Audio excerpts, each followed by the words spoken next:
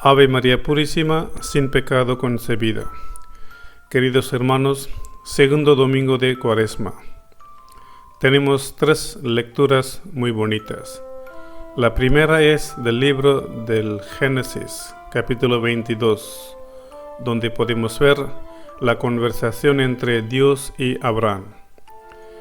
El Salmo 115 nos dice: caminaré en presencia del Señor en el país de los vivos.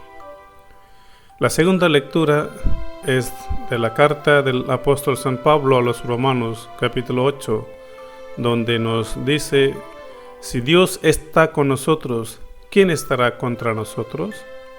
El Evangelio, ya sabemos, cada domingo en este año, ciclo B, escuchamos según San Marcos. Hoy tenemos el capítulo 9, versículos desde 2 hasta 10. Vamos a escuchar. En aquel tiempo, Jesús tomó consigo a Pedro, a Santiago y a Juan. Subió aparte con ellos solos a un monte alto, y se transfiguró delante de ellos. Sus vestidos se volvieron de un blanco deslumbrador, como no puede dejarlos ningún batanero del mundo. Se les aparecieron Elías y Moisés conversando con Jesús. Entonces Pedro tomó la palabra y dijo a Jesús: Maestro, qué bueno es que estemos aquí. Vamos a hacer 3 tiendas, una para ti, otra para Moisés y otra para Elías. No sabía qué decir, pues estaban asustados. Se formó una nube que los cubrió y salió una voz de la nube: Este es mi Hijo, el amado, escuchadlo. De pronto, al mirar alrededor, no vieron a nadie más que a Jesús solo con ellos. Cuando bajaban del monte, les ordenó que no contasen a nadie lo que habían visto hasta que el Hijo del Hombre resucitara de entre los muertos. Esto se les quedó grabado y discutían qué quería decir aquello que resucitar de entre los muertos. Palabra del Señor. Gloria a ti, Señor Jesús. Muy queridos hermanos, hoy Cristo se revela a través de su transfiguración como Hijo de Dios. Este episodio de la transfiguración hemos escuchado varias veces durante el año. Además, podemos ver en los evangelios sinópticos, Mateo, Marcos y Lucas. San Juan no nos dice nada de la transfiguración. Lo único que Dios nos exige es escuchadlo. Si escuchamos a Cristo, tendremos éxito en nuestro viaje con Él en esta temporada. En la primera lectura de hoy, Abraham fue puesto a prueba y permaneció fiel a Dios. Dios no le exigió que hiciera nada que él mismo no haría. De hecho, el mandamiento a Abraham de ofrecer a su único hijo prefigura cómo Dios ofrecería más tarde a su propio Hijo por nuestra salvación.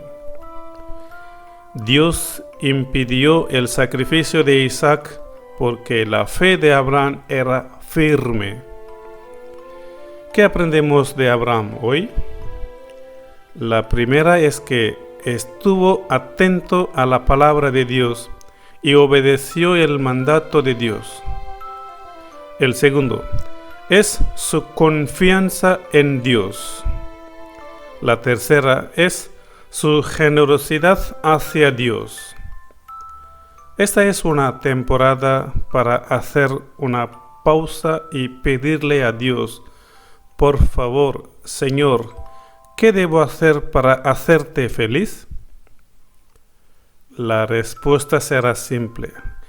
Debemos estar listos para escuchar a Dios y hacer lo que Él nos pide que hagamos, como lo hizo Abraham.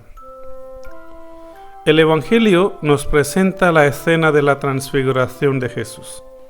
manifiesta su gloria a 3 de sus discípulos. La transfiguración refleja la divinidad de Jesús. Es simplemente un destello del don y la gloria de Dios. Este episodio tiene un significado muy importante.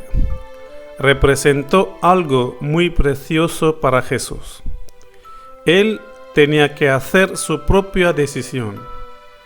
Había tomado la determinación de dirigirse hacia Jerusalén. Y eso representaba enfrentarse con la cruz y aceptarla. Tenía que estar totalmente seguro de que era la decisión correcta antes de seguir adelante. En la cumbre de la montaña recibió una doble aprobación de su decisión.